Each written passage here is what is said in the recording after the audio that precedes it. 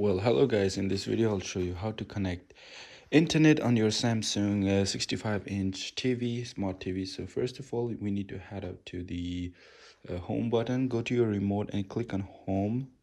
And once you have clicked that, so it will interface like this on your TV.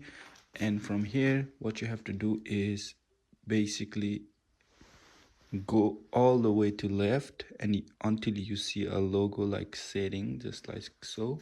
Now click on that setting option. It will interface basically like this. Now we need to scroll down to the general, and here you need to make sure to click on internet. Once you have clicked the internet, you can go to the open internet settings. So once you have done that, so it will interface like this. And if you are using wired, you can go to wired or wireless. If you're using Bluetooth type of wireless, then go to the wireless. So in my case, I'm using wireless. So let's just go, and now you need to find your internet connection, like which internet you are using. I'm using this one. Click on it. Now it will tell you to basically put a password, and for me, I have already done that, so it's not coming.